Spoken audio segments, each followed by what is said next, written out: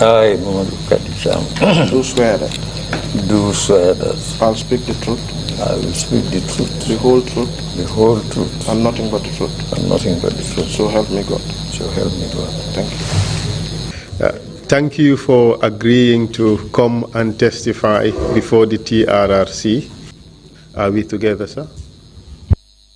Yes, we are. Thank you.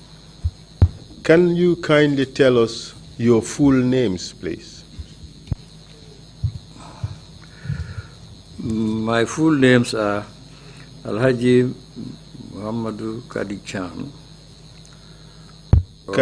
commonly known in the urban area Banjul as MC Cham, in the rural areas as Mama Cham.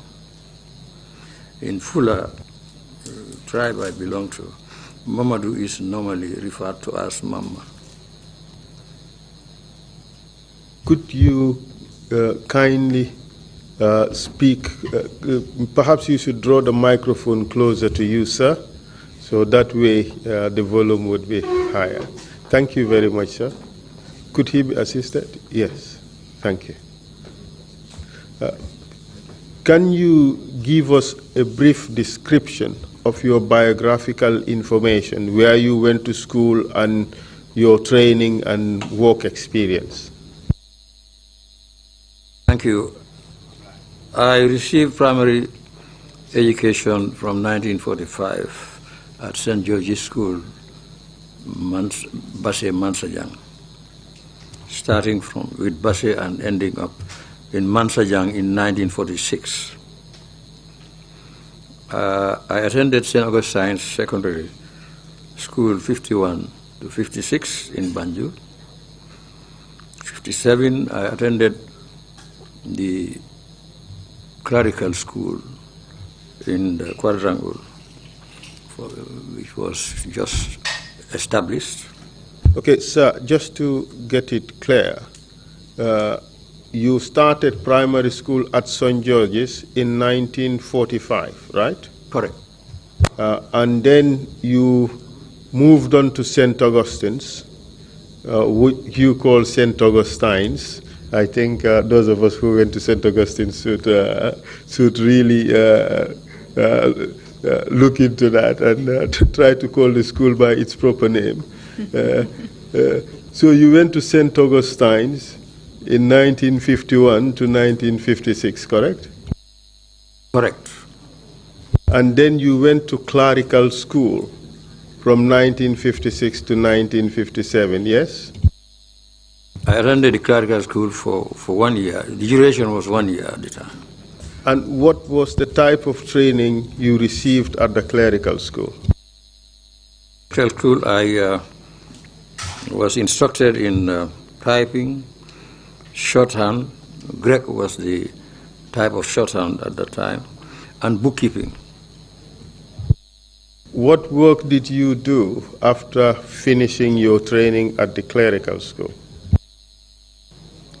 After finishing my training there, I was posted to the police department, immigration section. I was supposed to take over from Mr. Jack. But shortly, the policy changed, and then Commissioner of Police, I think, persuaded government that immigration matters and licensing matters, because we were a small country, should be under the purview of the Commissioner of Police, who was head of the force at the time. So at that stage, I was posted to the Pay and Quartermaster's Office, in those days known as PQM. This office was responsible for the payroll, pensions, stores, indenting, including administration. In those days, all government purchases abroad were done through the crown agents. Whatever was needed by whatever department, the indenting was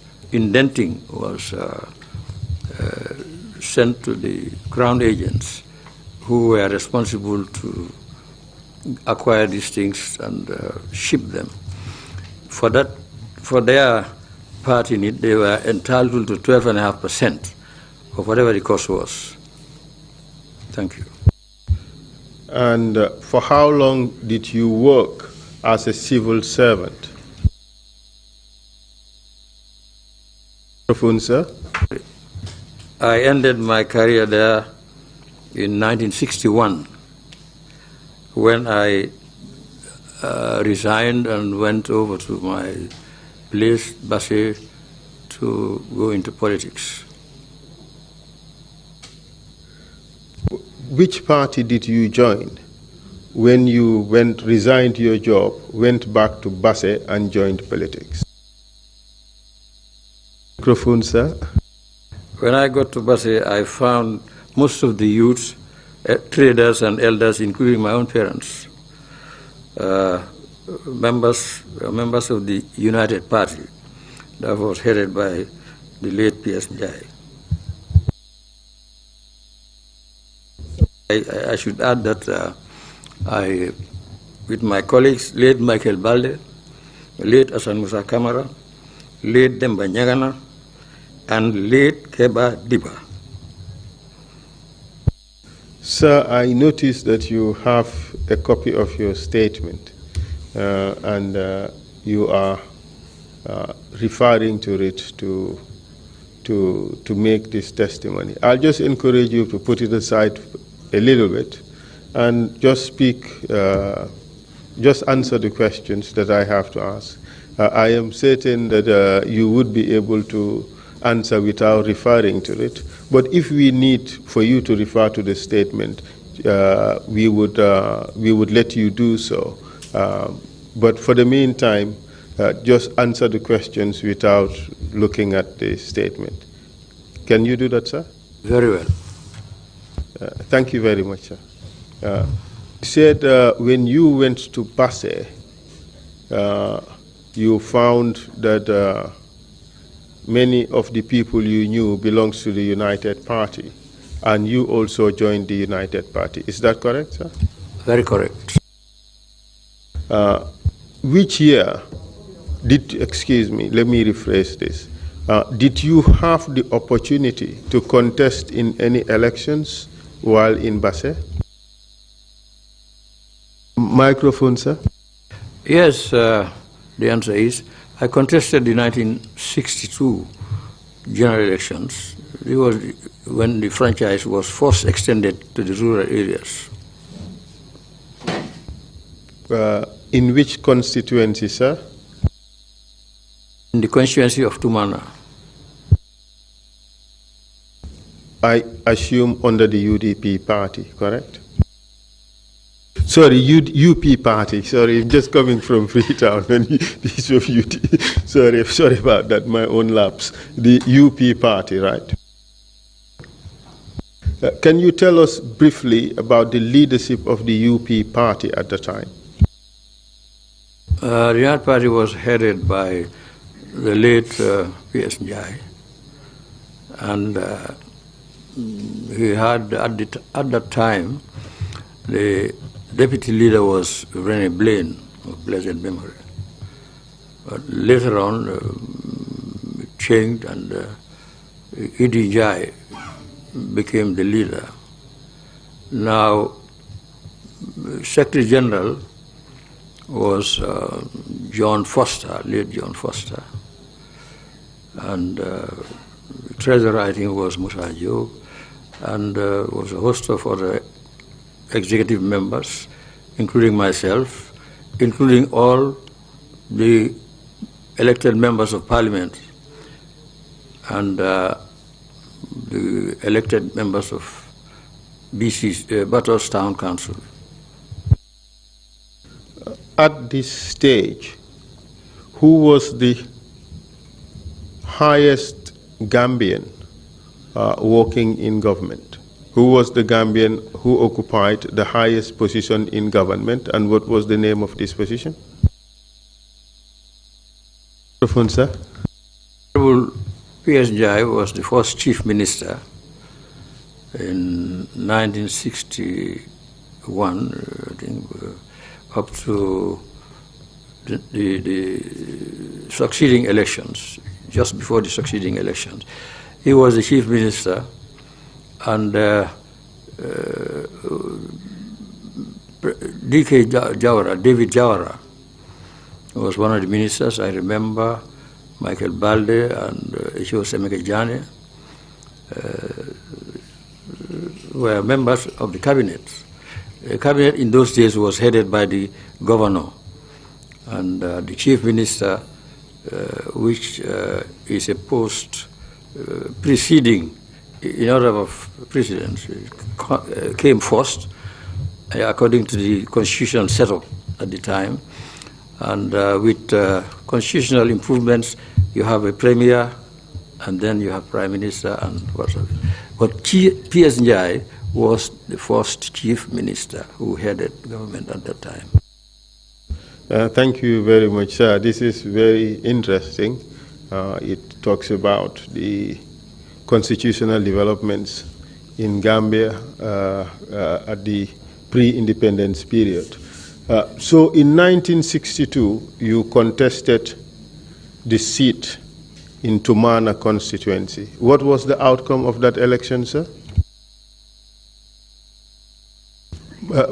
Turn on your microphone, sir. And yes, perhaps maybe you should leave it on. I'm very new for this discipline. Yes, leave it on. It's all right. And the outcome was the Progressive People Party, that was headed by David Jawara, won 17 seats. The United Party was headed by P.S. Njai, who won 13 seats. Before the convening of Parliament, the late Honorable A.B. Njai, veteran politician and elder statesman, had won for Democratic Congress Alliance one Banjul seat known as the Banjul Central. A couple of months, barely before the opening of Parliament, he crossed over, resigned from the alliance and crossed over to PPP, which took their number to 18 against 13. In those days, the chiefs had their own electoral college. They were 25 in number, and they used to elect 8. That was introduced by the chief minister at the time. Now, there was a bit of wrangling. The chiefs, at the beginning, through their allegiance to the United Party, which have given them 21. But I will not want to give an opinion on my next statements. Politics is of some interesting nature sometimes. After a while, after a couple of days, the chiefs, whose head leader, paramount chief, was the late Alhaji Omar Mbake, and was also spokesman for the chiefs, was invited after both David Jawara and P.S. Njai had gone to the governor and each claimed that he had majority. Omar was disappeared for a couple of days, about 3-4 days, and when he came, the governor invited him. He threw the weight of the chiefs on the side of David Jawara. So David Jawara was asked to form a government, and he was appointed premier. by premier, you mean prime minister? Premier is the next stage in, I think, the British political evolution or constitutional whatever. You have a premier, chief minister, premier, and then prime minister. Thank you very much for that clarification. It's an important one for students of constitutional history in the Gambia. Thank you very much. What did the election mean for you, for your career? Did you win your seat? Sometimes my hearing can be very funny. Can you yes, I will speak up louder, sir. Did you win your seat in Tumana? Did you win the election in which you contested? Yes, I had said so. I won, and I was in parliament. And you kept winning that seat in all elections for the next 30 years, correct? That is correct. Did you continue to remain a member of the United Party after David Jawara became premier? No, I think in around 1970, 71, I cannot be very precise on dates. It's taken a long time, and I've been involved with so many things. But around 70, 71, by that time, the United Party had some very serious ups and downs. Late Idi Njai was made leader of the opposition in parliament because the late P.S. Njai had some rough relationship with the then governor and the then premier. After several attempts were made to collate. And in the end, late P.S. Njai became very negative and towards parliament. And as a result, his seat was expelled, more sort of, and Idi became leader. And around the time also, Idi, when Idi was leader in parliament, I was deputy leader. Unfortunately, Idi died in an accident shortly, and the leadership in parliament became vacant. Efforts were made by the then National Executive of the United Party, meetings held at the Odeon Cinema, to appoint me as leader of the party. I declined. The pressure was too much. I was young, absolutely and totally unprepared for that mammoth task, especially having Jesse Fai, late Jesse Fai, Jahumpa, and others as party leaders on the opposite side. I did not consider myself at the time being suitable or able to lead the opposition in parliament. That together with parental advice, I went over to the PVP. But before all this happened in 1970 and 1971, the Gambia had changed at this period. We had become independent. Can you tell us what role, if any, you played in securing Gambia's independence? Well, in 1964, after much agitation and discussions, it was a wind of change, as late Prime Minister Macmillan coined, had blown over all Africa. And we were invited to Marlborough House after several meetings and discussions, debates and what have you in the country. We were invited and we went to Marlborough House in London and discussed with the British government the question of independence.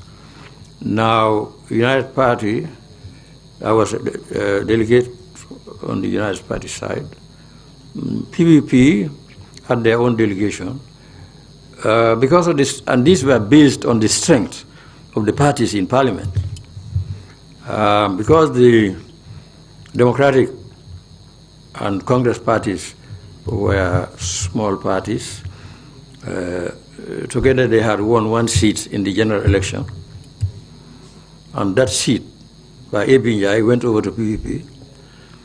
They hatched a coalition with the PVP, which I think was very clever, because in those two parties we had extremely well-talented politically on politics. And when they hatched out that coalition, the PPP leadership allowed them 2 members, and they selected the late I.M. Yaya Jammeh and the late J.C. Faye. Also at that conference. By late J.C. Faye, you're referring to the late Reverend J.C. Faye, correct? It's correct, Reverend J.C. Faye. He was like a father to me, and who were very nice. He spent most of his time at Krisikunda. He opened Krisikunda, a correction center, also a school. Now, I remember Emi Jallo was nominated, formed part of the delegation, was leading trade unionists to represent the workers. Also was Mrs. Palmer as an independent member. The late Aman Bake, head chief, was also there. So that was the composition, and we went to Marlborough House and discussed. There was, I must say here, that there was not very many differences between the two sides of the spectrum. We all wanted independence, and we wanted it immediately. But what type of independence did we want? My side, the United Party, which was in opposition, wanted a monarchical system independence. That is, you are independent, fully fledged, you run your affairs wholly and totally. But the organization that had been formed earlier, known as the Commonwealth, which is the successor of the British Commonwealth, with the advent of independence, the word British was removed, and it remained colonial, just Commonwealth. Now, it had provided a very good forum and organization or institution that already was doing a lot of good to emerging African countries who were under the British system. So we, the United Party, preferred that to continue after independence. The only snag for some African leaders was overzealousness or over exuberance about independence. To say that you are independent, you have a prime minister and a governor general, but the Queen is the sort of figurehead, although she had no say whatsoever in the running of the country. But as I say, independence was new. Some dynamic leaders like Nkrumah and others felt that it has to be absolute, that they have nothing to do, which on hindsight, people know did not carry much merit. So that was our stance. The Progressive People Party wanted a Republican style of government, where a president is elected. At that time, the question of membership to the Commonwealth was not on. You go by yourself. Now, we argued it there, I think, for a day or two. And later, the British Commonwealth, Foreign and Commonwealth Secretary, Duncan Sands at the time, because when we retire, all sides meet. For them, they had only one, the government, Colonial Master. But for us, we had two parties, and Emi Jallo constituted was a very formidable trade unionist, very intelligent man. So after we retired, we came and we did not change our positions. Now the British government came with a suggestion, compromise suggestion, that they will grant us independence. Sorry, I should have said, apart from the type of independence, the composition of parliament and the executive was also discussed, because the Progressive People's Party wanted a separate House of Chiefs modeled on the House of Commons, House of Lords. We did not want that. And there was another minor, not quite minor, but difference. So, but for this one, it was very important. So the British government took that first. Said, okay, now we are suggesting, since you will not budge either party, these people don't want a House of Chiefs. They want the 8 members currently in Parliament to remain as members of the Chiefs. This thing. You, the PPP, wanted a separate House of Chiefs. Then I think it was Duncan Sands who said, well, look, Gambia is a small country. The total number of chiefs you have is 25.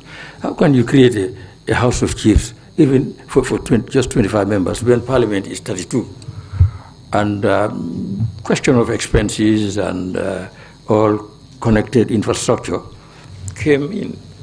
So we had a break, we had several breaks in fact, and the last one, they came with a compromise that we will have the chiefs and maintain one parliament. We agreed. And then they said, okay, our reasons for not wanting a Republican style government was plain. I have said it elsewhere in interviews, both here and outside.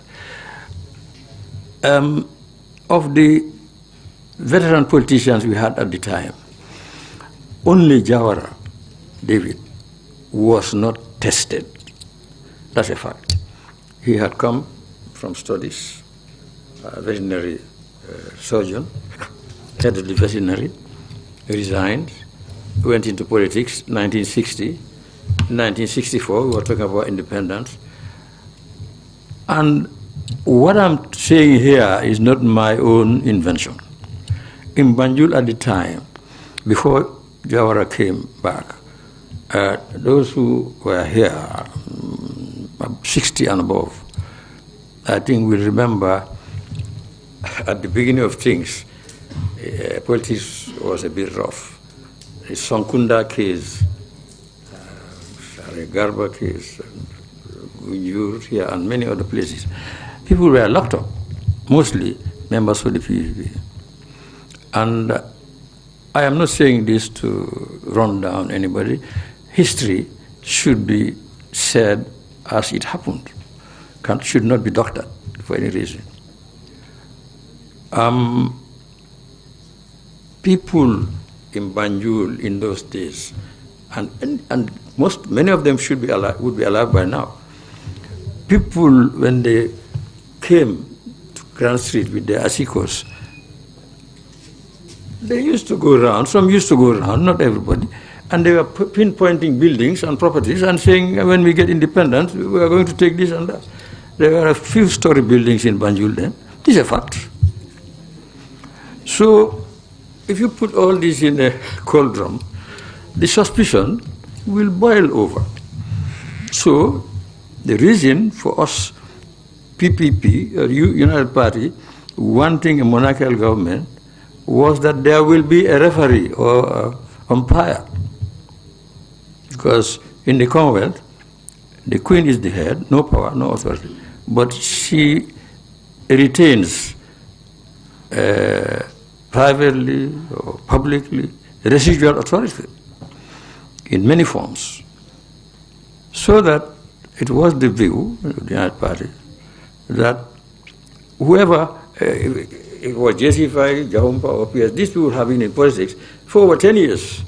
The wrangling of people have developed understanding of their perimeters of their nature, character-wise. So that was the reason. And that was the reason why, when Jawara, after independence, attempted a true referendum to change the constitution, it failed. It did not fail because Gambians did not want a Republican government. By the second attempt, members of the United Party voted for it, some, and it massively went through. Because by then, the Gambian public had a better idea of David Jawara's temperament and the way of the style of his leadership. So, after elections, he's already there. There's nothing you can do about it. Why worry about retaining a monarchical system where you have a duplicity of authority? So, the second referendum succeeded, and Gambia was declared a republic. That would have been in which year, sir? 1970 referendum, you said. And did your alliance or your allegiance in politics change at around that period? Did your political allegiances change during that period? Microphone, sir. That is correct, yes. Can you explain that change and how it came about? Microphone, sir. Yeah, you can leave your microphone on. Yeah, I have alluded to this question earlier, that where Idi Njai was an excellent politician who was hailed, acclaimed by the entire society. He was very popular, he was not controversial, condescending, very, very nice gentleman. And to a great extent, PS had some major problems. His family know that, the people close to him know that. So with Idi around, everybody, late Numukunda Dabo and myself, who was a very powerful member of parliament, were wooed. President Daura is alive. We had several dinners at number 1 Marina, but we maintained our stand. Because Idi was such a person that he developed some chemistry with the leadership, especially parliamentary party, to an extent that the comradeship was very difficult to break. And we were very happy, all of us. But when he died, this is where the problem came. I've said it. There was a big vacuum of capable leadership to run the United Party at that juncture. And picking on me as a young man with no experience whatsoever, no major formal training whatsoever, to head the political party after independence in Africa, suicidal. No. You were very humble at the time, considering the decision you had taken. But you participated already in negotiating Gambia's independence. You went into politics in 1961. By 1970, you were definitely already a veteran. You already had 9 to 10 years experience, and also have this important feather on your cap, having participated in the negotiation of our independence.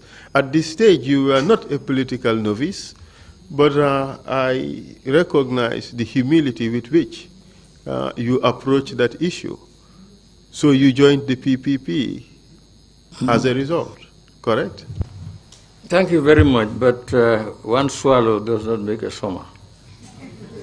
It's not my own saying. That was to explain my situation better. You referred to one component of a whole set of paras of issues. That one is okay. I was well known in the country, very well known. No politician was better known at that time because I was young and stubborn and active. I left my little marks everywhere. But that is just one aspect of leadership relative in the context of this country. I did not have a penny. And in those days, political corruption, if I can refer to it as that, was different. In those days, it was the big people with money who donated to parties and contributions, and women especially. Women contributed. It doesn't matter whether you have a lot of gold or not, they contributed massively. But the public, the population, especially in the provinces, they give you money, they buy petrol because you are using bicycles, and we charter, hire trucks or kit cars. But they give you fuel, they give you a bull, they give you, all of us, you have had about 50, 80 bulls by the time, that generation faded away. So that the voters, majority of Gambian voters, were supporting their MPs because they didn't have anything, nothing. In Banjul, there was an element of Njigi Guru and what have you, because they were better financially. So that really, not only for me, but even if I had a ton of degrees, university, acclaimed universities, I could not, and I would not have accepted leadership. Even if I had had 30 years experience with my financial situation at that time, would have been suicidal. I cannot. And nobody in my state would have done it. So this is my answer, if it satisfies. Thank you very much, sir. Yeah. Then you joined the PPP in 1970, is that right? Yes, around that time. And did you hold any positions within the PPP party? Yes, on joining the PPP, President made me a member of all the important arms of the party, namely the Congress, the National Executive, Parliamentary Executive, and the Politburo, at the time known as Secretariat, which comprised of the President and 4 Assistant Secretaries. I was one of them. How about positions in government? Positions in government, I held several portfolios. The first was information, tourism, and broadcasting, followed by education, youth, sports, and culture. Education was education and welfare up to my becoming minister. And when I became minister, maybe my age or President must have observed some characteristics. He carried out a minor reshuffle, not changing personalities or people, but he changed the nomenclature of the ministry. Instead of Ministry of Education and Social Welfare, which then was manned by Mr. Yunsin, assisted by a young man. He was responsible for youth, sports, culture, and the lot. With that minor reshuffle, President introduced Minister of Education, Youth, Sports, and Culture. And the second year or so, we organized for the first time the Youth Week, which was very popular. It was to galvanize the youth and get them ready for future undertakings, because they were just all about, not organized. And also the sports aspect, a youth officer was appointed in the passing of Ibu Mbenga, late Ibu Mbenga. Sports, Cherno Ture, who during the junta was ambassador, was made sports officer. He was a PE expert.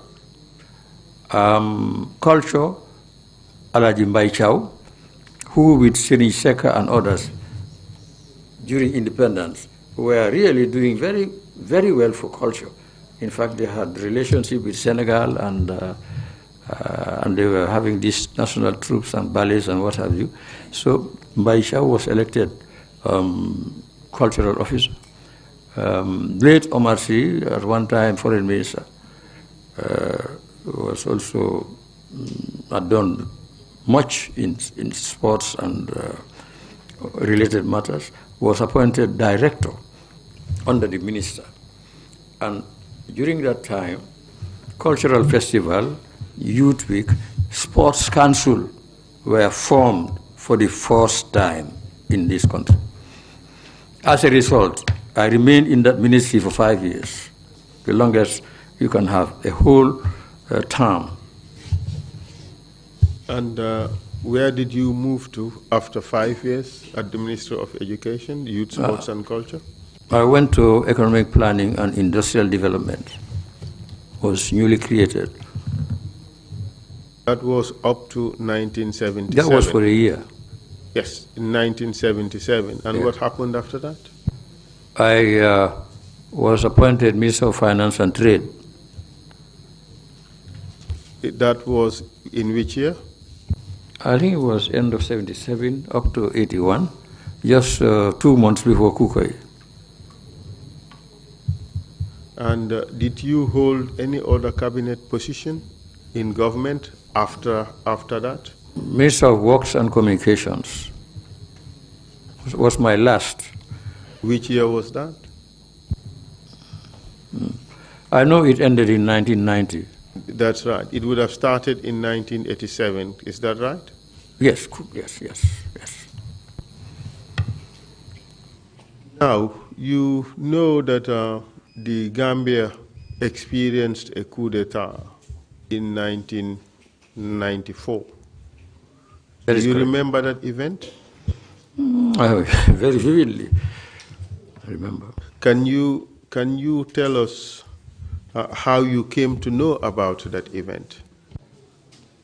Well, one morning, early 22nd July, must be about 4 a.m. or 4:30, one of my relations and friend, late Alaji Usainu Njai, he was the eldest son of an eminent personality in this country, Alaji Musa Njai. He rang me, woke me up, and told me, you better stand by, get ready, and organize yourself. The soldiers have mutinied, and they have killed Kikala Balde. Kikala Balde was a senior army officer in charge of the armory, and he hails from Basse. Mr. Cham, excuse me, sir, but that event would be 1981, wouldn't it? No, sorry. The killing of Kikala Balde. No, sorry, you are right. I'm getting it mixed up. It's 24 years now or more. No. This soldier, last soldier coup. 1994. I got July to know 27. about it. My first wife, I was having some building works at Fajara, opposite the station. And my first wife told me, take me to Serekunda market and drop me there because it's cheaper. This cooking stuff cheaper, vegetables and what have you. I took her with 2 of the workmen, and the houses, outhouses they were constructing, the roof at that time. One of them housed the Singates for a period. So we came to the market. I stopped by off the road on the side of the police station. And then suddenly, before she came, I saw people running helter-skelter. And she came running also, went in, and the 2 carpenters were in there. There was big confusion at the Serekunda market. Then everybody said, MC, name them. I said, no, before I go, I must know what am I running away from, and from what area, from what side it is coming, so that I can avoid it, if possible. So I stood there until everybody had disappeared. Then somebody came on a bicycle. I stopped him. She said, "Look, Defi, what are you doing here?" I told him, "Look, what is happening?" She said, "Along the Banjul highway, the soldiers are stopping cars, beating up drivers, taking the keys and throwing them away." I said, "Along the road." I said, Mangi, he told me, we crossed at Churchill Town. I told my wife, let's go to Pipeline, my residence opposite where Mom, one of my wives, who is here, lives, opposite Kairaba station. I said, let's go there until we know, until the dust settles. We drove there. That time, Banjul did not know what happened, because when I rang, Usainu and Tafango, nothing, it was normal. About 30, 40 minutes, or nearly an hour later, they rang me to say that there is a coup going on. We stayed there for 3 days because there was a curfew. I stayed there with my first wife for 3 days. When the curfew was lifted, we went back to Banjul. And of course, during the announcements, I knew that Edward was among the leaders. Edward who, sir? Edward Singate. Did you know him before? Yes, I know him.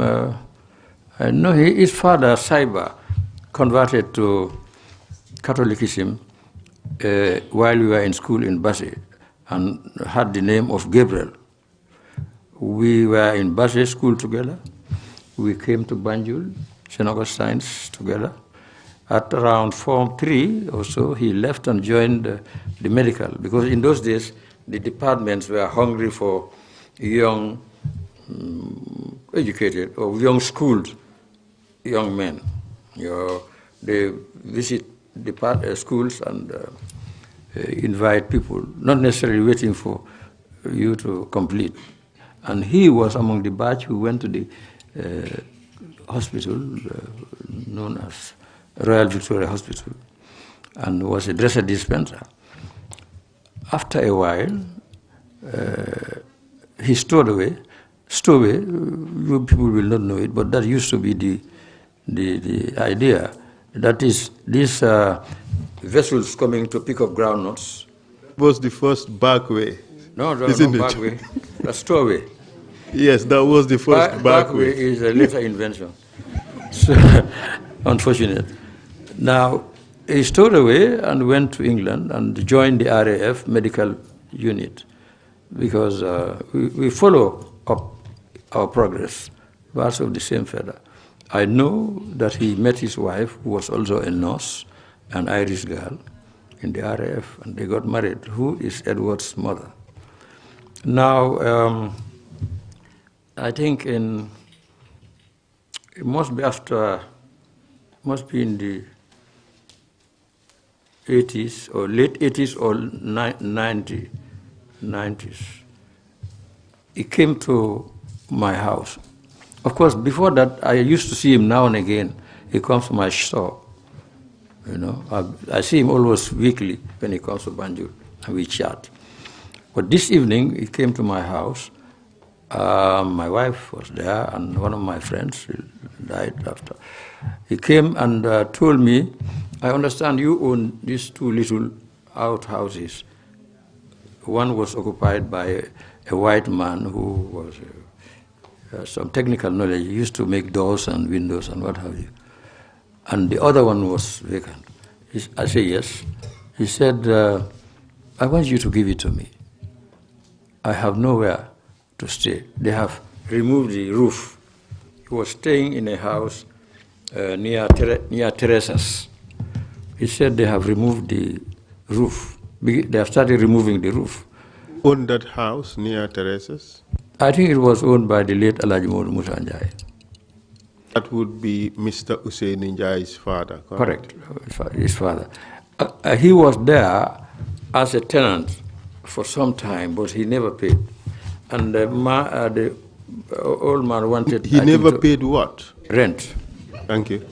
Now the old man, I think, wanted to dispose of the place or wanted to build it. And asked him to leave for months. He was there. And according to him, he told me all this. According to him, one morning a carpenter came and started removing. He asked the man to stop, I think, but they removed some few corrugated sheets and said they were directed and they will go ahead. That was the time he went out looking for me. He found me at Pipeline and he told me about this problem. I told him, well, that house is ready 1, it's not painted. 2, it has no running water. 3, no electricity. He said, MC, I'm telling you, I have no roof over my head. You are telling me about facilities. I say, if you want to go in there like that, fine. I went up, brought keys, I gave him. And he moved over there. And I assisted him. Did he move Cyber. there alone? Cyber. No, he moved there with his children, his wife and children. Who were these children you're referring to? Oh, Edward and Peter, I know, and Dennis. Can you give me their full names, sir? Full Peter, names? Gabriel Singate is the father. Edward Singate is the eldest son. Peter Singate. Dennis also Singate. They moved. And I assisted him. He paid for the meters, water and electricity, but I assisted him. I used my little influence to help him get these facilities quickly. And he was staying there with them. And I think they joined the army there while they were there. They were very nice people, as far as I was concerned at the time. When my wife went to the market and they around, when she comes off the vehicle, there is a distance to get into the compound. The road, there is about maybe 50 meters or more. Now, there have been many instances when they will pick up her bag and help her in. They were very nice to my family there.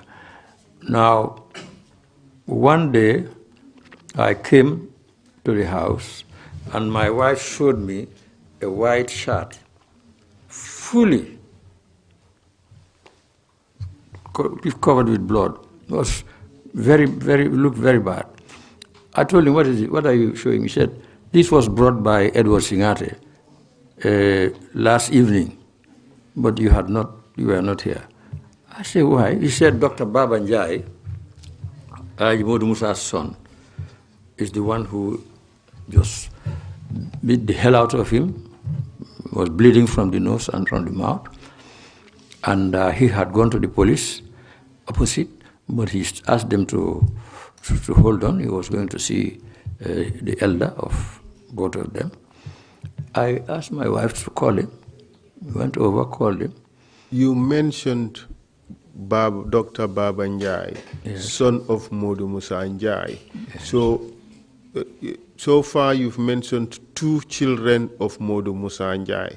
You're referring to the same Modu Musa Njai, father of Usainu Njai and father of Dr. Baba Njai, correct? That is correct. Thank you. You may proceed. Then I told him, I said, but what brought the fracas? What brought the trouble? He told me, well, I scaled over the wall, which into the street. You have Baba Njai exactly, Dr. Baba exactly opposite. He scaled the wall, and Baba saw him and stopped him and said, don't you know that this property belongs to my brother? Where are you from?